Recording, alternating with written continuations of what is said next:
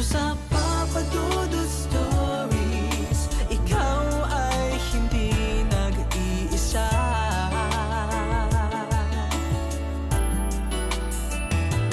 Dito sa Papa Dudut Stories, may nagmamahal sa'yo. Papa Dudut Stories, Papa Dudut Stories. Dear Papa Dudut, sa lahat po ng mga nakatutok ngayon, huwag kalimutan na mag-like, mag-share at mag-subscribe. Magandang araw po sa inyong lahat, lalo na sa mga nakikinig ngayon sa inyong programa. Tawagin niyo na lamang po ako sa pangalang Cutie. Sumulat po ako sa inyo dahil gusto kong ilabas ang nararamdaman ko at sobrang nasasaktan po kasi ako ngayon, Papa Dudut. Ako po ay may asawa na, tawagin niyo na lamang siya bilang Benito. Hindi po namin yan tunay na pangalan dahil alam ko po na nakikinig ang mga kamag-anak niya at pati na rin siya. Papa Dudut, bago kami nagpakasal ay marami na po kaming napagdaanan.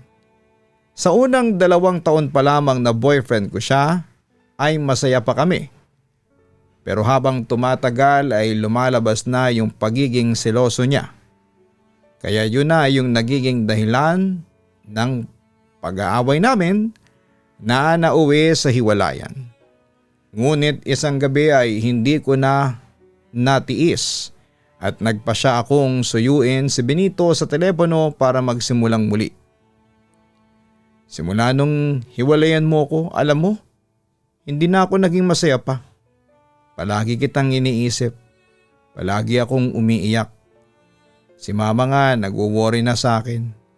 Kasi napapabayaan ko na ang sarili ko. Alam mo, nagagawa ko lang to kasi hindi ko matanggap na wala ka na sa akin. Umiiyak na wika ni Benito sa akin, Papa Dudut. Kung hindi ka na makikipagbalikan sa akin, sana hindi ka na lang tumawag. Dagdag pa niya. Benito, kaya ako tumawag kasi humihingi ako ng sorry. At saka gusto ko ulit magsimula tayong dalawa. Pag-amin ko sa kanya. Makikipagbalikan ka na ulit sa akin? Tanong niya. Gusto niyang masigurado na tama ang kanyang pagkakarinig. Mahal mo pa naman ako, hindi ba? Narinig ko mula sa kabilang linya ang pagpigil sa kanyang dumadaloy na emosyon. Iiyak ba ako ng ganito kung hindi kita mahal? Cutie, tinatanggap ko ang pakikipagbalikan mo sa akin. Sa puntong yon ay parang nawala ang bigat sa aking puso at muling napalitan ng saya. Salamat, mahal ko, sabi ko pa noon sa kanya. Hindi mo lang alam kung gaano ako kasaya ngayon, Cutie. Huwag mo na sana akong iiwan ulit. Pinapangako ko naman sa iyo na hindi na magsiselos nang wala sa lugar. I love you. Pahayag naman ni Benito sa akin.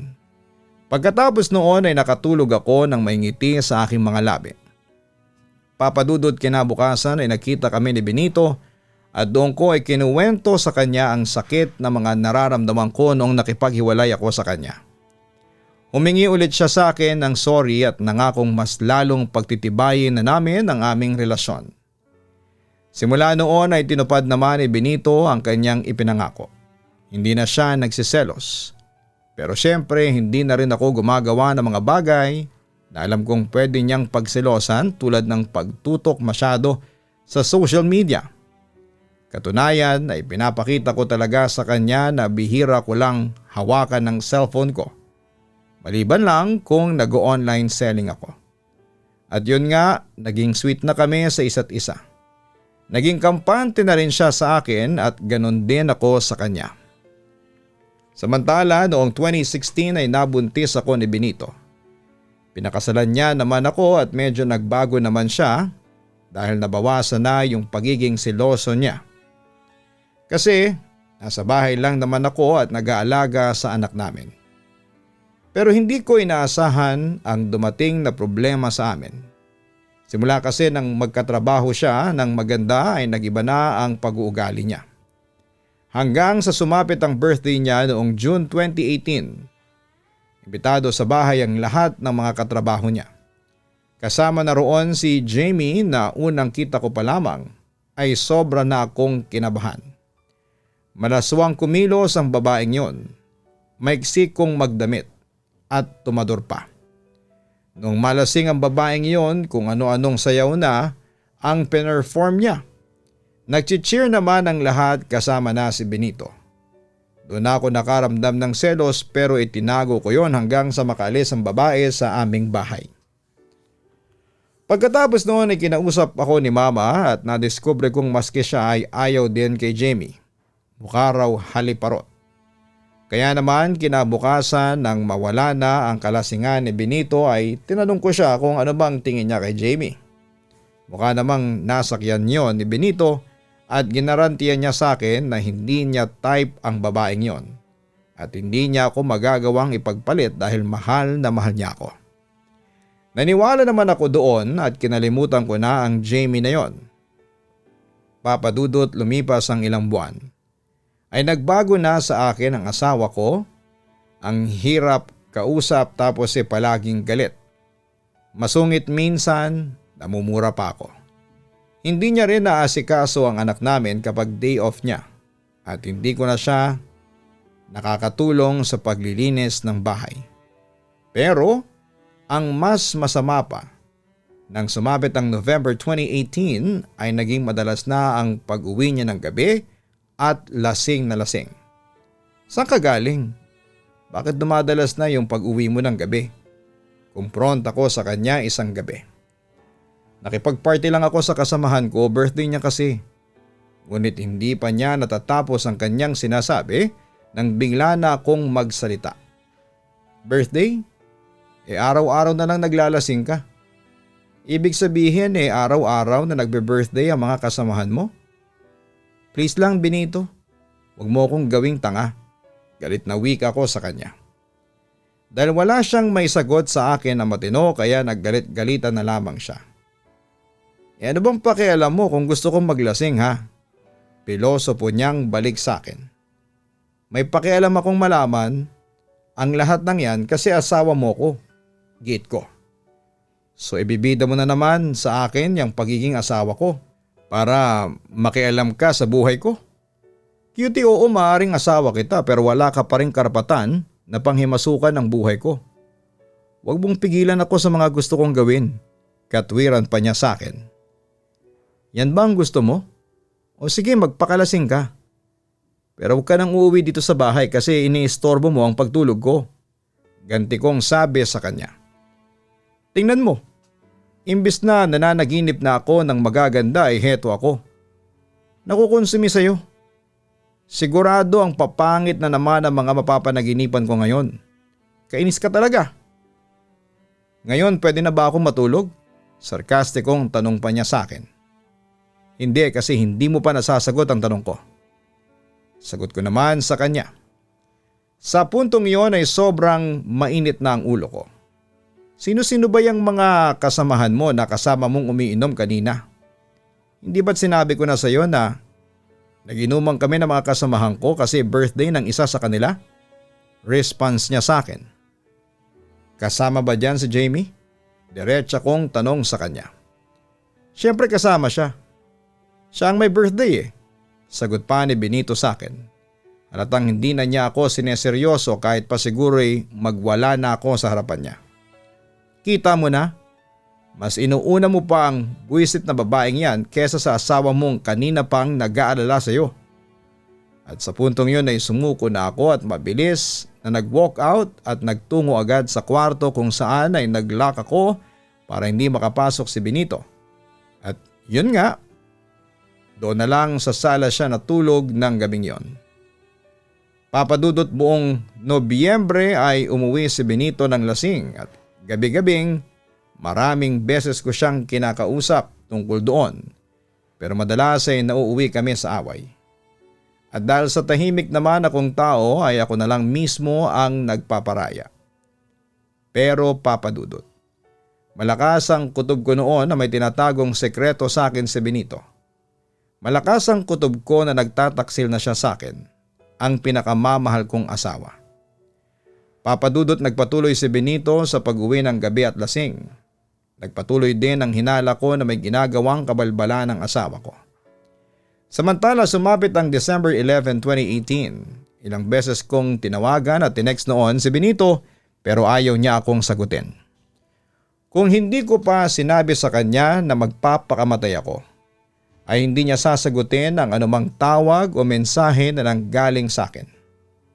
Pero Papa Dudut, ang hindi ko makakalimutang araw ay ang December 23, 2018, 2 araw bago magpasko, kung saan isang katotohanan ang yumanig sa relasyon namin ni Benito.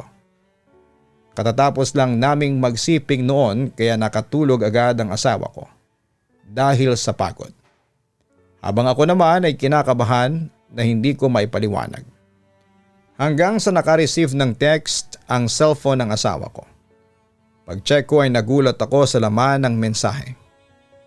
Kung hindi ako nagkakamali, ganito ang laman ng nabasa kong mensahe. Hindi na ako nakapag-tune up, mahal. Hehe, ingat ka dyan. Huwag magpupuyat. I love you. Agad-agad ay umakyat noon ang dugo sa utak ko at agad kong ginising ang asawa ko para kumprontahin. Benito, gumising ka nga. Hayop kang lalaki ka, gumising ka. Sigaw ko sa kanya habang pinaghampas siya sa braso. Aray ko, cutie, ano bang problema mo? Sumusobra ka na, nasasaktan ako. Pilit akong pinipigilan ng asawa ko pero sadyang malakas ako ng gabing yon. Samantala ipinakita ko kaagad sa kanya ang text message na pumasok sa cellphone niya. Sino itong tinext mo, ha? Tanong ko. Pero imbes na sagutin ang tanong ko ay nagalit pa siya sa akin. As if parang kasalanan ko pa. Bakit ka nakikialam ng cellphone ko? Ngunit hindi ako nagpatinag at nagpatuloy ako sa pagkumpronta sa magaling kong asawa. Sagutin mo ang tanong ko. Sino tong tinext mo? Kaibigan ko lang yan. Painosenteng deny pa sa akin ni Benito. Anong kaibigan? Huwag mo akong gawing tanga, niloloko mo ako. Taksil ka. Hayop ka. Sa puntong yon ay nagwala na ako. Samantala ay kumatok naman si Mama sa pintuan. Siguro ay nagising siya sa pagwawala ko. Ano ba yan? Ang ingay niyo, cutie. Benito. Nag-aaway na naman ba kayo, ha? Saway niya sa amin. Bumangon ako at binuksan ko noon ang pintuan para humingi ng tulong. Ma, si Benito may kabit. Naiiyak kong sabi sa kanya. Nagulat naman siya sa narinig at kinumpronta ang aking asawa. Ano, Benito? May kabit ka? Sino? Tanong niya dito ngunit hindi nakasagot noon ang asawa ko. Pagkatapos ay binigay ko kay Mama ang cellphone ni Benito at pinabasa ko sa kanya ang natanggap niyang text message. Ma, magpapaliwanag ako. Biglang wika ni Benito. Sige, paliwanag mo sa amin. Sino tong pinadalhan mo ng text, ha? Galit na tanong ni Mama. Okay, aminin ko. Yung pinadalhan ko ng text manager siya ng restaurant na pinagtatrabahuan ko. May gusto sa akin Sinasamantala ko lang. Pagtatapat ng asawa ko. May relasyon kayo ng taong yun? Agad namang sumagot ang asawa ko sa tanong ni Mama. Opo, pero ma, pera lang po ang habol ko dun. Pinapaloadan niya ako, kaya nag-reply ako. Naiyak naman ako sa revelasyong narinig ko. Bakit mo naman nagawa yun, ha? Bakit mo ako pinagtataksilan? Hindi ko siya mahal, cutie. Insist niya sa akin. Kahit na, nangangaliwa ka pa rin sa akin. Naibulalas ko. Pagkatapos noon ay napahagulhol na ako. Benito, saan ba ako nagkulang, ha? Bakit mo ginagawa sa akin to? Halos wala na akong binigay na oras sa sarili ko. Tinis ko yung hirap ng trabaho tapos ganito pa yung ginawa mo sa akin? Ang sakit! Sabi ko pa sa kanya. Nabakas ko naman sa mukha ni Benito na nakukonsensya siya sa kanyang ginawa sa akin. Sorry, cutie, sorry. Kung hindi mo ititigil yung pangangaliwa mo, aalis na kami. Aalis na kami dito ng anak mo. Pagbabanta ko. Huwag naman, cutie, please. Huwag kayong umalis ng mga anak ko. Sige, ititigil ko na to. Ihiwalayan ko na itong babaeng ito. Huwag lang kayong umalis. Pagmamakaawa pa ni Benito sa akin. Tandaan mo, kahit na anong mangyari, mahal na mahal kita. Maniwala ka sa akin. Paniniguro pa niya. Papa Dudut, gustong gusto ko nang umalis ng oras na yon. Pero pinipigilan niya ako at mag-usap daw muna kami. Pero sa akin ay wala nang silbi ang lahat dahil kahit na ano pang sabihin niya ay hindi maitatanggi na nangaliwa siya sa akin. Papa Dudut, hindi ko talaga alam kung bakit niya nagawa yon. Pero dahil sa pagmamahal ko sa kanya ay nagdesisyon pa rin akong patawarin siya at palagpasin ang lahat. Pero kinabukasan isang katotohanan ang sumambulat sa akin. Habang nag-uusap kami ni Mama ay biglang nag-vibrate ang cellphone ni Benito na nakapatong sa ibabaw ng ref. Nagulat ako nang makita yon at inakala kong nakalimutan o na-misplace niya ang kanyang cellphone. Nang basahin ko yon ay may mga nabasa ako mula sa kabit ni Benito na ayon sa kanya ay manager daw ng restaurant na pinagtatrabahuhan niya. Pero meron niyong sinabi sa text na nagkumpirma sa akin na nagsisinungaling ulit ang asawa ko. Hindi yung manager na yon ang kabit ni Benito, kundi ang kinakaasalan kong babae na si Jamie. Hayop ka, Benito. Naniniwala na ako sana sa iyo, kaso ano to? Nagsinungaling ka sa akin, naibulalas ko sa kanya. Teka, anong sinasabi mo? Nagtataka niyang tanong sa akin. Hindi yung manager ang kabit mo, si Jamie ang kabit mo. Pagbubunyag ko. Hindi si Jamie ang kabit ko. Sinubukan pa niyang i-deny ang katotohanan pero hindi na ako naniwala sa aking asawa. Huwag ka nang magsinungaling pa. Alam ko nang si Jamie ang kabit mo. Diin ko habang ipinapakita ko sa kanya na hindi na ako naniniwala sa kanya. Cutie, sorry. Yun na lamang ang nasabi niya habang indirekta niyang sinabing totoo ang aking nadiskubre laban sa kanya. Bakit ka nagsinungaling sa akin, ha? Bakit? Tanong ko sa kanya. Nagawa ko lang yun kasi gusto kong ayusin ang lahat bago mo pa malaman. Alam kong mas masasaktan ka kung malalaman mong si Jamie ang kabit ko. Katwiran niya sa akin. Aalis na kami ng mga anak ko. Yun na ang naging desisyon ko dahil hindi ko na kayang tiisin pa ang sakit na nararamdaman ko sa aking puso. Cutie, ano ba? Hindi kayo aalis. Pigil niya sa akin. Aalis kami sa ayaw mo at sa gusto. Giit ko sa kanya. Punong-puno na ako sa iyo, Benito. Ayaw ko na.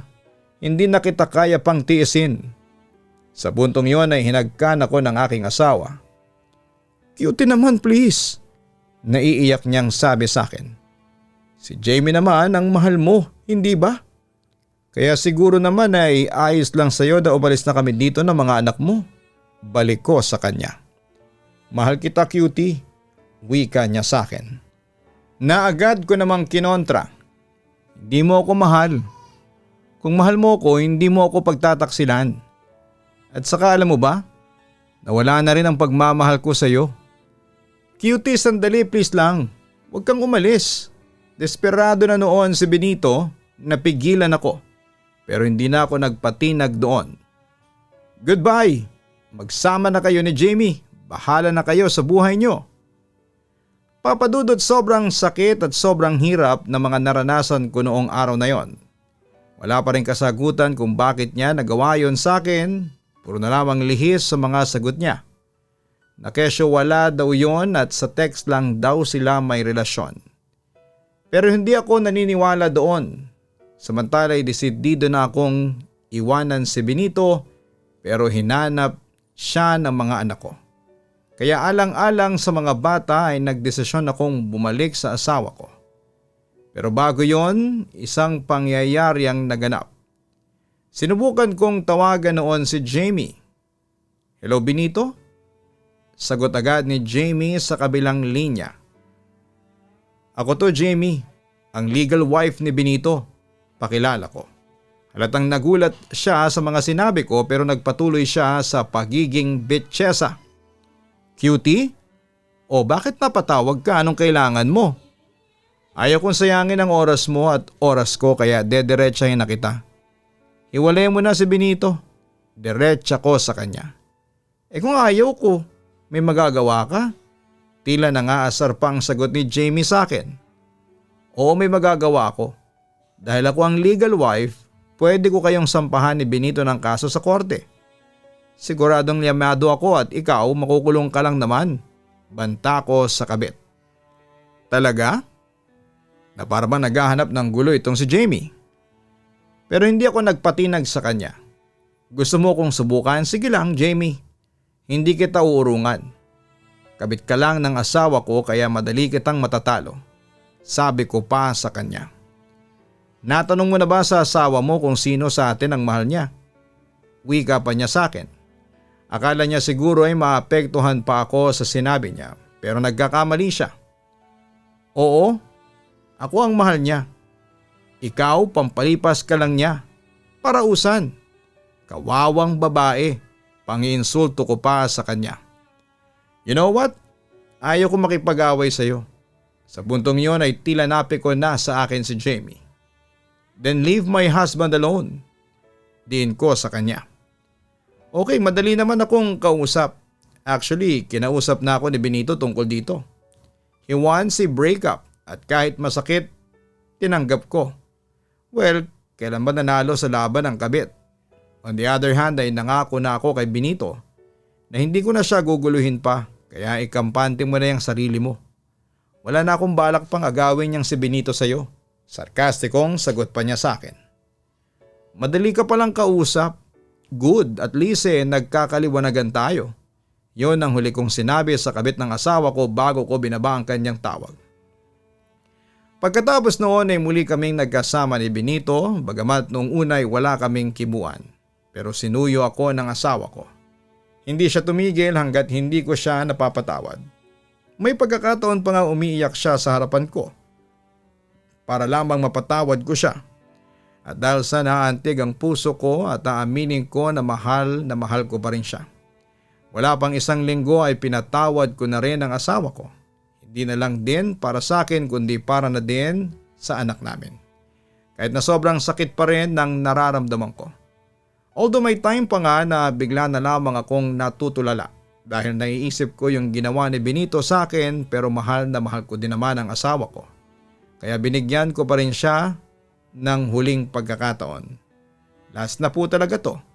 Sinabi ko din po sa kanya na kapag inulit niya pa ay wala na po talaga siyang babalikan sa amin ang mga anak niya. Kahit gaano pala nasaktan, kapag mahal mo yung tao, mababaliwala lang ang sakit. Papa Dudut, maraming salamat. Kinakabahan po ako dahil first time kong susulat dito pero avid listener niyo po ako. Sana'y mabasa niyo ito at may tampok sa Papa Dudut Stories. Muli hanggang dito na lamang. God bless and more power. Lubos na nagpapasalamat, Cutie. Maraming salamat, Cutie, sa pagbabahagi mo ng iyong kwento sa Papa Dudut Stories. Nakakalungkot na malamang nagtaksil sa iyo ang iyong asawa. Ngunit patuloy pa rin niyang sinasabing mahal ka niya. Una sa lahat, kapag niloko mo ang iyong asawa o girlfriend o karelasyon, ibig sabihin ay hindi mo mahal ang taong yon. Na wala kang pakialam kahit na masaktan pa ang kalooban niya. At dahil naman sa pagmamahal ni Cutie sa asawa ay handa ulit niyang tanggapin ito at bigyan ng pangalawang pagkakataon. Okay lang yun kung tutuusin basta sigurado ka sa kanya na hindi na siya uulit sa mga pagkakamali niya. And sana, Cutie, ay hindi ka nagkamali sa iyong desisyon. At dito sa Papa Dudut Stories, we hope for the best.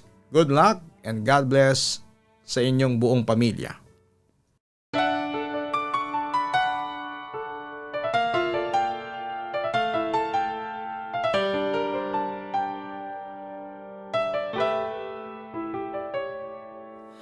Ang buhay ay mahiwaga, laging may lungkot at saya. Sa Papa Dudut Stories, laging may karamay ka.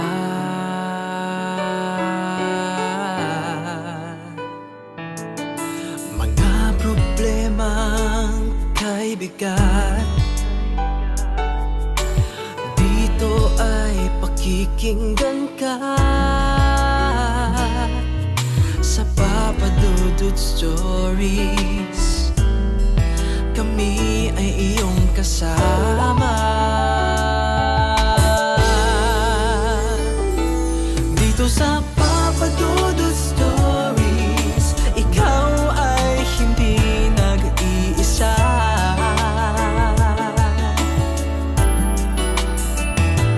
Dito sa Papa Dudut Stories, may nagmamahal sa'yo. Papa Dudut Stories,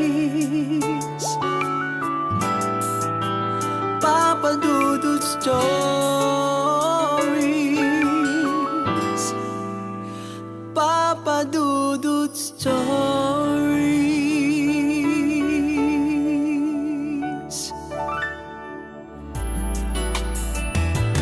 Dito sa Papa Dudut Stories, may nagmamahal sa'yo. Papa Dudut Stories, Papa Dudut Stories. Hello mga ka-online, si Papa Dudut po ito. Nag-enjoy ka ba sa ating kwento ngayong araw? Huwag kalimutan na i-share, mag-like at mag-subscribe. Maraming salamat po.